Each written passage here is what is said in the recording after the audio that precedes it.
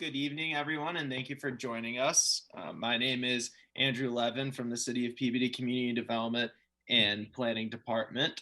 Also on this presentation this evening is Kurt Bellavance, Director of Community Development and Planning, along with Ralph Wilmer, Technical Assistance Program Manager and Principal Planner for the Metropolitan Area Planning Council, and Courtney Lewis, Regional Planner for the Metropolitan Area Planning Council. This evening's presentation and discussion is currently being broadcast live on Peabody Public Access Television, along with their social media channels. This presentation is part of ongoing efforts by the city with assistance and grant funding from both the Metropolitan Area Planning Council and the Executive Office of Energy and Environmental Affairs in developing a study researching the feasibility of implementing a smart growth and housing production overlay district, also known as the Massachusetts General Law, Chapter 40R. The goal of this study is to explore the potential benefits and opportunities that 40R overlay district would bring to the downtown and the project area.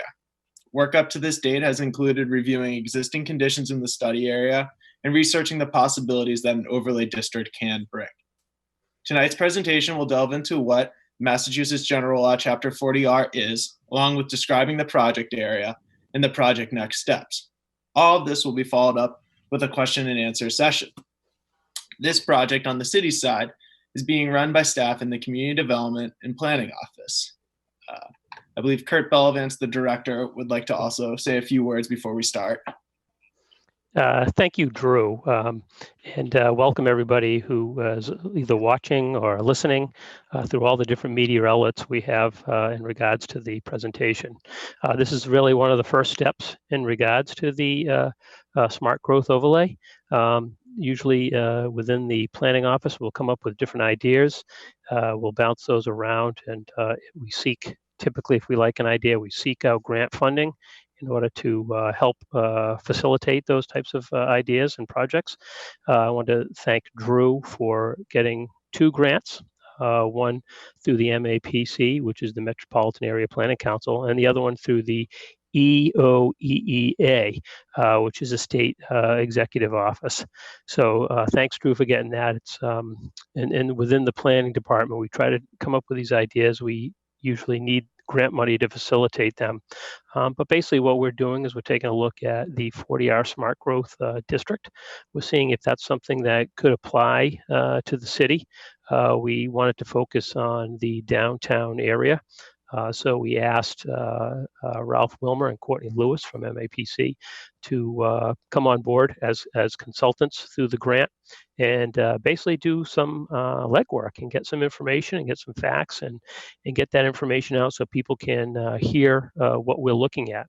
And hopefully we'll hear later on from folks to see the things they like about it, things they don't like about it, and we take that information and bring that back and try to fine tune this and see if this is something that we will move forward on. So we're pretty excited about it. Any type of planning project like this hopefully leads towards additional funding and additional grants. That's how the state likes to pass out their funding, and we'd like to be in line for that. So we like to follow the right steps.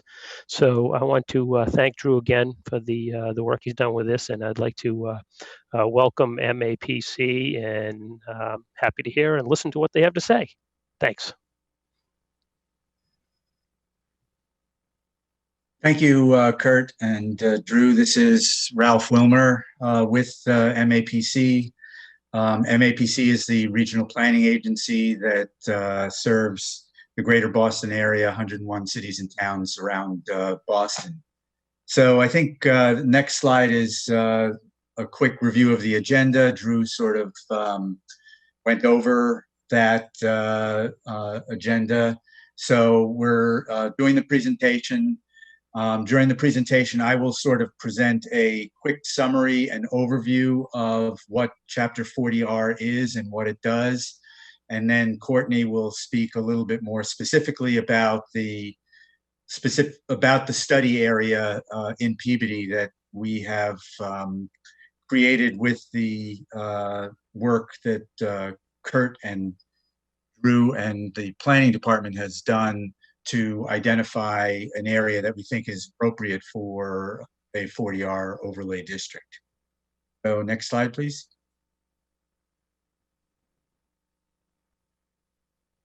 So what is Chapter 40R? It's a Massachusetts law. It's been in effect for almost 20 years, and it's designed to encourage more dense residential or mixed-use growth in specifically designated areas.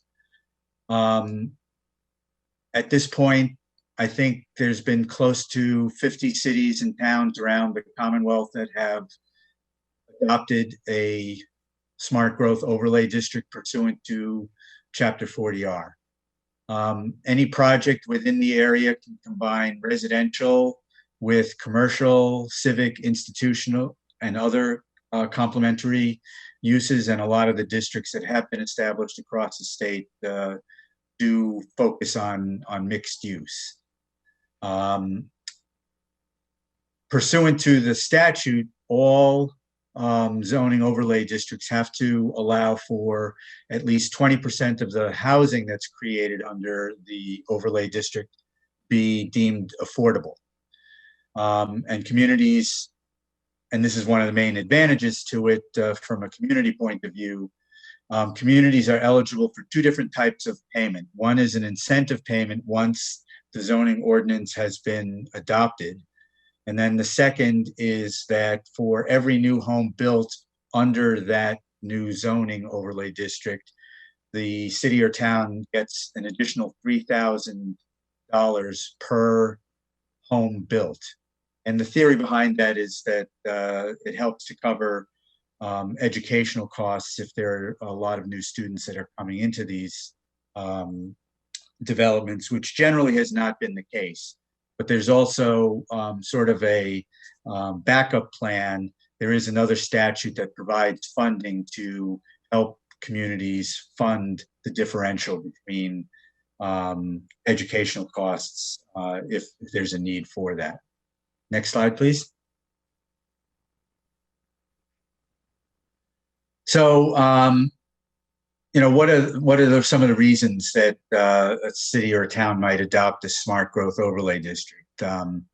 It allows for more flexibility in zoning to create a range of housing opportunities that may not exist in the district as it stands.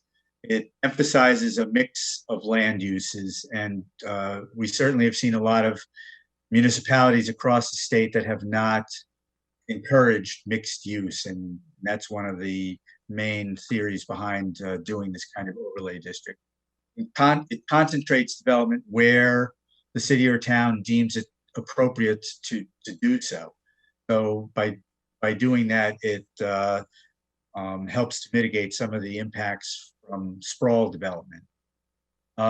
It supports existing communities or existing neighborhoods within communities. As you'll learn later on in the presentation, we're focusing on a small area in downtown Peabody that seems appropriate for this kind of development.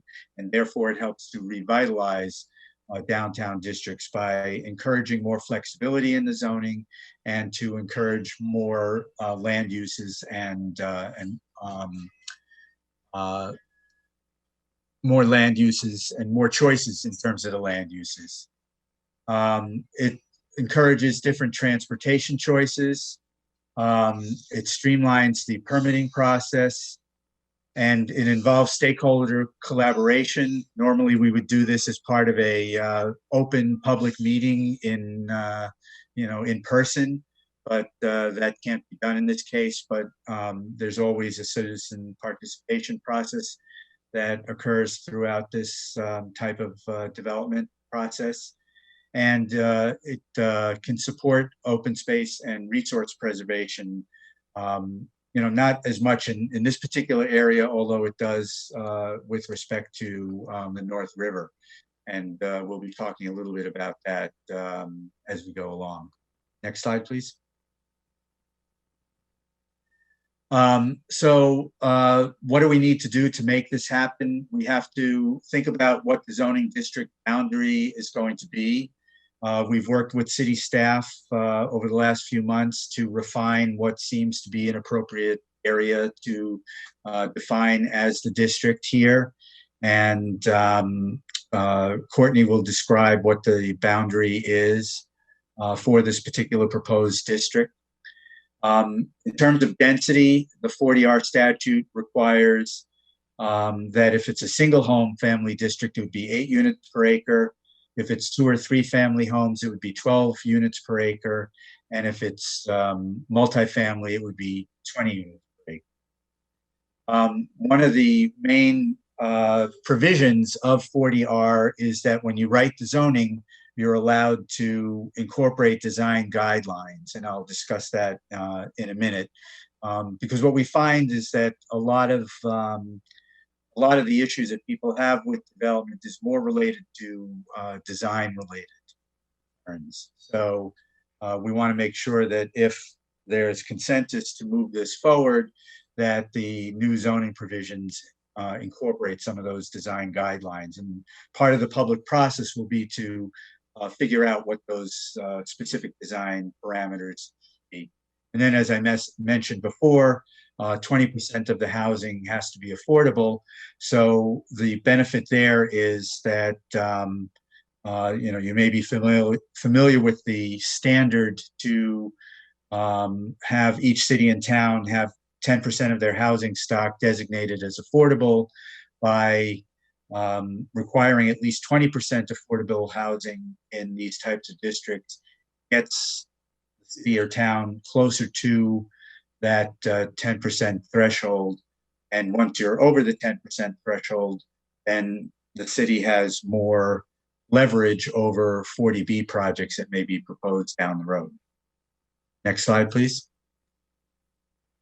So in terms of design guidelines, it's important to consider a number of different things.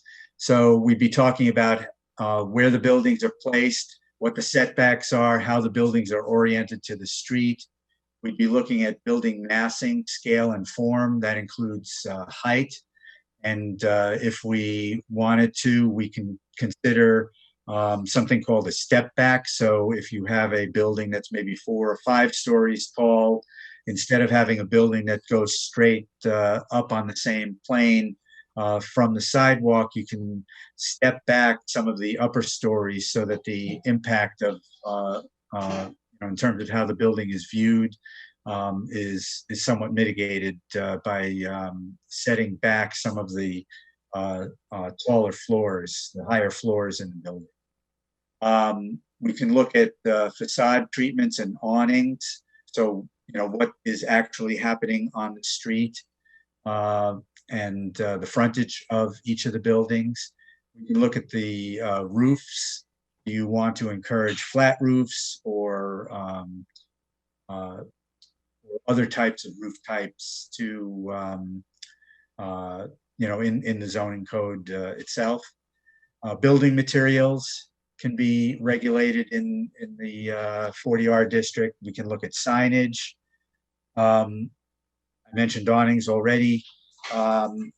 We can look at private and public open spaces that might be provided in the development of each site. So whether or not there's public open space that could be provided through the building process and accessed to provide those types of amenities. Landscaping requirements, incorporate landscaping requirements that talk about planting of trees and buffers between buildings and things along those lines, as well as buffers between the front of the building and the side of the building that faces the street, the frontage area. We can also look at parking design. So how the parking areas are designed, whether or not they're landscaped. We can talk about streetscapes and sidewalks. Are you going to provide amenities, whether it's just things like plantings and benches and things like that along the street to provide a more comforting pedestrian environment. And also lighting is an important consideration that we can address in the design guidelines. Next slide, please. So the basic process is, we're doing a public information meeting now. Once we're ready to actually move this forward, if there's a consensus to do that, there would be a formal public hearing with the planning board, as there is with any other zoning provision, any other zoning amendment that's brought before the city council. It would be, we would have to submit the draft zoning and an application to the Department of Housing and Community Development. This is the state agency that implements the 40R statute, and they have a role in reviewing proposed 40R districts. So there's an application form that we'd have to fill out, and that would be part of the submission to DHCD as well. After they have reviewed and approved it, we get a letter of eligibility from DHCD. The zoning itself, just like any other zoning provision in the city, would go through the process of review and adoption by the city council. And once all of that is approved by the city council, it goes to DHCD for a final approval. So that's a quick summary of 40R. I'm now going to turn it over to Courtney, and he will describe the proposed district in more detail. Thank you. All right, thanks, Ralph. Good evening. My name is Courtney Lewis. Ralph talked a bit about the process and gave a general overview. And so now we're going to take a closer look at the site itself. So the 6-acre North River 40R study area is located along Main Street in downtown Peabody. We can go to the next slide. The site is in close proximity to both the North Shore Shopping Center and the Centennial Industrial Park. It's also within a 1.5 miles of the Salem commuter rail station. The 465 bus route serves the city and connects the study area to the North Shore Mall and the commuter rail station. Next slide. This diagram shows areas within a 5 to 10 minute walk of the study area. The study area is pictured in blue. Surrounding amenities and institutions include the Washington Street Historic District, which is in the pink and sits just on the other side of Main Street. The Peabody Institute Library, the Veterans Memorial Park, City Hall, the Peabody District Court, a full-service grocer, and several restaurants, pharmacies, and retail shops along Main Street. Next slide. The study area is bisected by Collar Street and bound on the north by Walnut Street, on the east by Howley Street, on the south by Main Street, and on the west by Wallace Street. There's approximately 736 feet of frontage along Main Street and 829 feet of frontage along Collar Street. A railroad right-of-way and Proctor Brook, which feeds into the North River, traverses the northern portion of the site.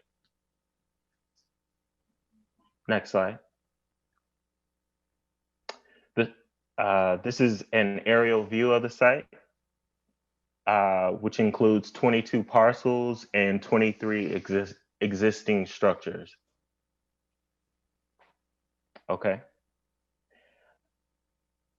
The study area includes 2 different zoning districts. You can, all right. These are the use regulations and dimensional controls for the 2 zoning districts. So both districts have a floor area ratio, or FAR, of 3.7. And FAR, or floor area ratio, is a measurement of a building's gross floor area in relation to the size of the lot or parcel that it sits on. The BC Central Business District, as I said, has an FAR of 3.7. It allows a mixed, it allows mixed residential and commercial development or multifamily housing by special permit, and that includes live work units. The second district is the GBD, or General Business Downtown District, and it allows office, retail, and service uses, but does not allow residential uses. Next slide. As you can see from this diagram, approximately 60% of the study area is in the BC district, and the remaining 40% is zoned for the GBD district.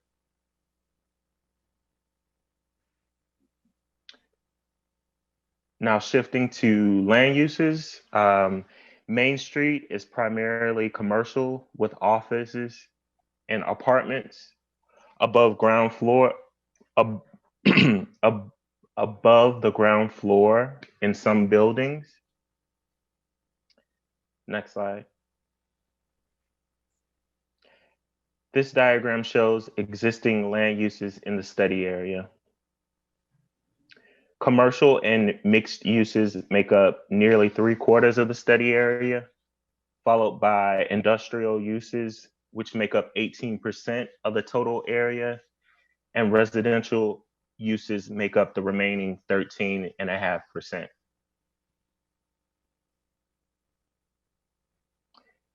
This final diagram shows the number of existing residential units in the study area based on tax assessors data.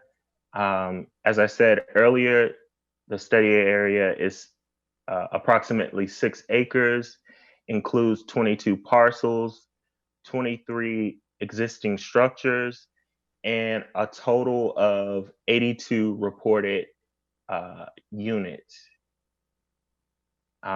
This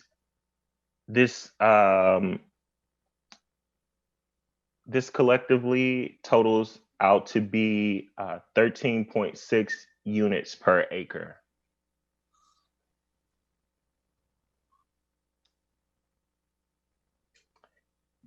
All right, and I'm going to hand it off to Andrew to open things up for discussion. Thank you, Courtney and Ralph. So that was the presentation. We can now open it up for discussion. For those that are on Zoom and on their computers, there should be a little button that says raise hand. If you would like to ask a question, you can do that, raise the hand button, push the raise the hand button, and we can unmute your microphone. You'll be able to speak. I would also like to say that this presentation and video will be posted on the city's website for those that were not able to watch tonight, or we'll be watching at a later date. And my contact information will be on there as well. So please feel free to reach out to me if you watch this at a later time or you think of a question afterwards. But if anybody would like to speak, we can unmute your microphone.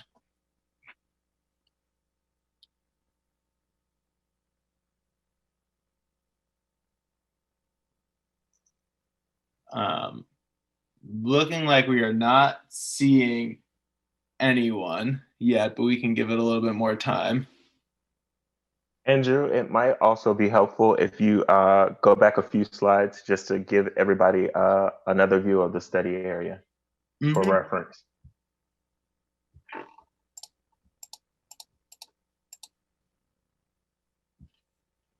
Can go back to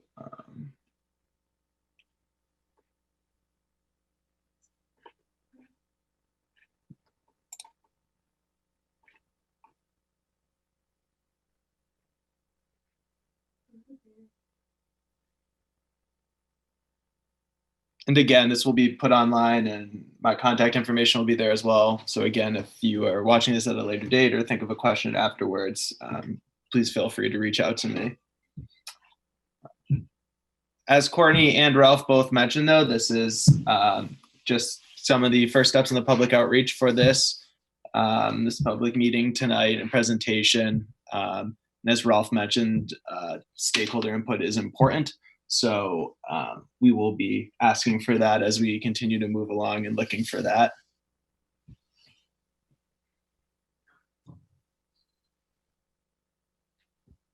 But oh, sorry, it looks like, yep, Stuart, I see your question. Or I see that you would like to ask a question. I can unmute your microphone if you would wish.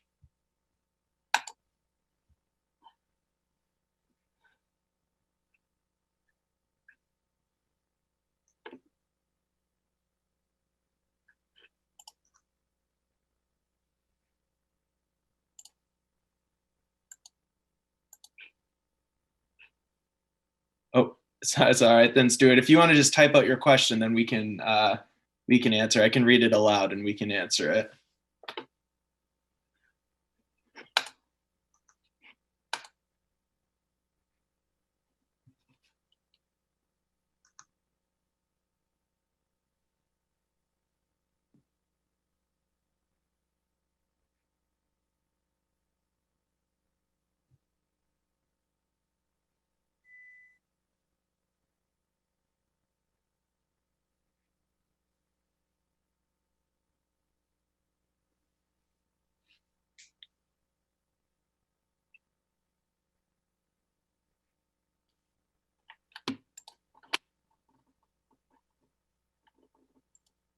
Oh, Stuart's question states that the first question is, will the project include a rail connection trolley shuttle to Salem to connect to the T in Salem? Kurt, I don't know if you might want to talk a little bit about the trolley study in that area. That's something that we have not discussed currently, but as the trolley study continues and we look at this area further, that's something that we can definitely look at and explore.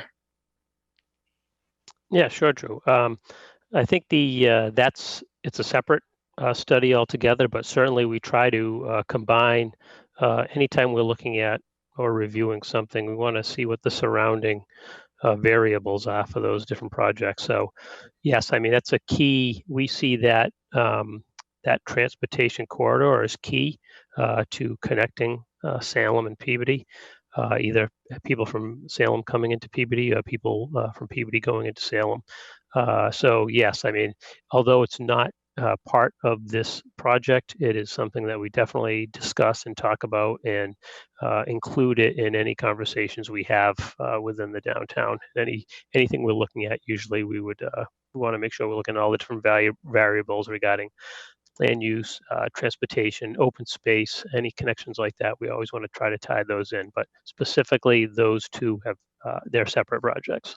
Hopefully that answers your question.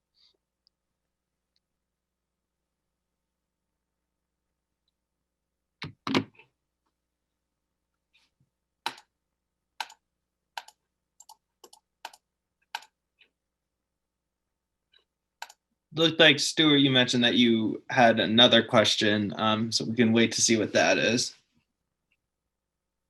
Oh, and then Stuart also mentioned, I would suggest creating street level parking so there is adequate parking for residents in mixed use buildings, or put apartment units on ground floor with parking directly behind them. So as part of the 40R overlay district, and as Ralph mentioned, the different design guidelines and regulations in the area, parking is one of them. So that's something that can be looked at, as well as how many parking spaces per unit would be needed as well. And I don't know, Ralph, maybe you could talk a little bit about what some other communities have done. Sure. Parking is obviously an important part of an important part of this process. So communities will be, have looked at parking in similar types of situations. And the Department of Housing and Community Development is going to want to make sure that we address parking as part of any zoning changes that are made if the overlay district winds up moving forward. But the bottom line is that we'll be taking a look at the existing parking regulations for those two zoning districts that fall within the study area. And based on the type of development that we may want to try and encourage and the uses that are generated, we'll have a better idea as to what the parking demand would be. And then we can figure out the best way to meet that demand, whether it's structured parking, on-street parking. It's usually a combination of both of those types of parking regulations. And what we have generally found is that there are opportunities to provide for shared parking because the business uses and the residential uses tend to have different time frames in which the parking is required. So that gets calculated into the parking regulation as well. So, we're going to want to look at what types of uses are going to be encouraged within this district, and also, what the density is going to be. And those two will help to determine how much parking is required, and then we can figure out how best to meet that parking requirement. I would also just note that I've seen a lot of developments go up that have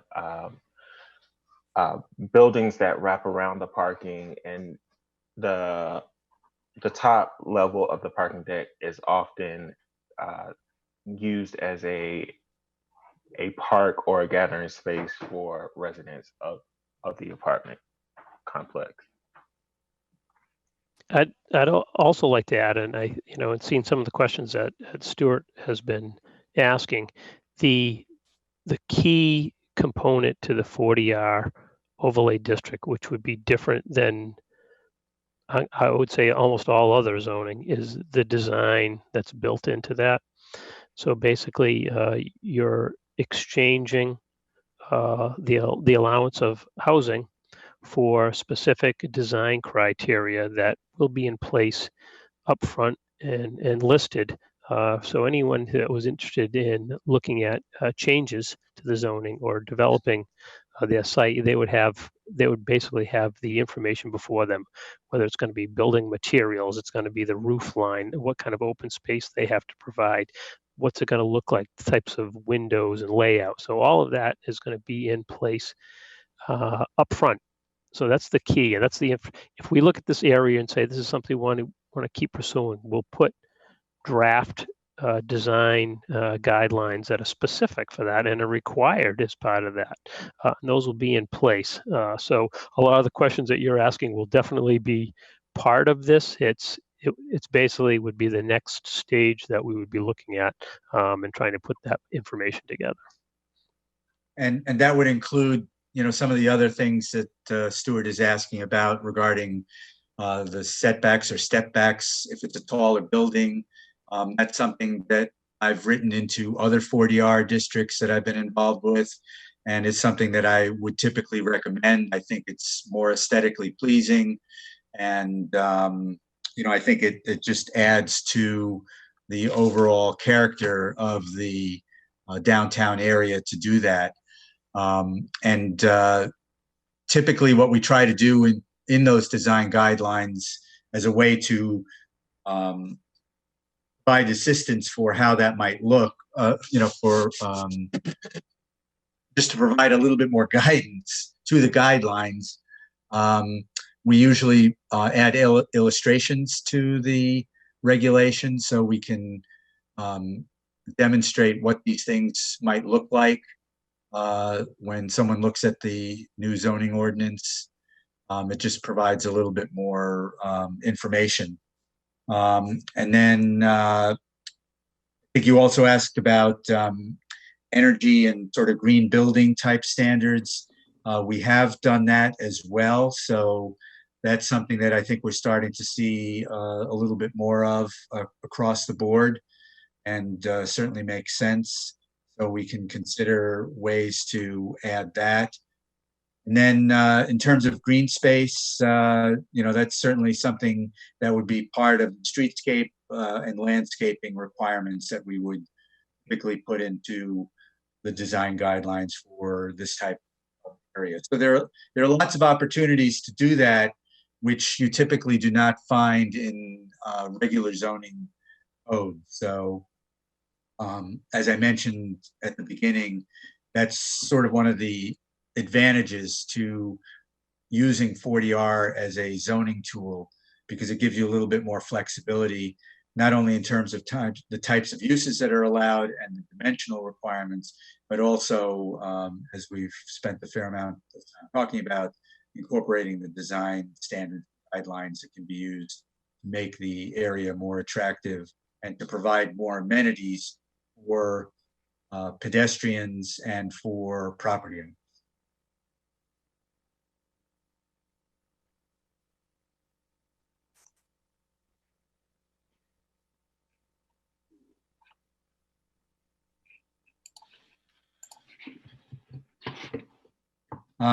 I see another question. Is there a guideline for ideal open space per person? Not really. You sometimes might see standards that have been used for like parks or how many basketball courts or soccer fields a city or a town should have based on its population. But for an area like this, you generally won't see a standard that gives a guideline for how much open space should be set aside per person, because it's usually something that needs to be looked at on a much broader area than just a small part of the downtown. As Courtney mentioned, the study area that we're looking at is just 6 acres. But even a 6-acre site should have some open space, and we would want to try and find ways to provide that through the development process and the zoning ordinance. Which is a perfect segue, Ralph, into Stuart's next question about the riverfront. The city is currently working and moving forward on the Riverwalk project in this area. One of the reasons that this area was targeted as the study area is that it would have frontage right on that Riverwalk. And kind of as mentioned with the open space, the idea here would be to provide a very walkable area where you would feel safe to walk about the area. Yeah, I was just going to note that it's about creating connections to open space, existing open spaces as well. So with the newly proposed Riverwalk going along the northern portion of the site, there's also the Veterans Park, which is up in the I guess the northwest, yeah, that area up there. And then just looking at other opportunities throughout the study area to make those types of walkable connections. I think there's a lot of positives for this site. Like I said earlier, there's a full service grocer within walking distance, which is really rare. You're a 5-minute walk to Peabody Square, and you're right in the heart of downtown. You're right across from the historic district, which adds character and visual interest to the area. You have a variety of shops and retail shops, businesses, and amenities within walking distance, which is a positive, a big plus for the site. Just to also mention too about the open space, it's actually right off the left side, not shown, but Emerson Park area is right outside that ring as well, which is a large open space area as well. So there is tons of connections to both open space and cultural and commercial and retail areas right from the target area, as Courtney mentioned.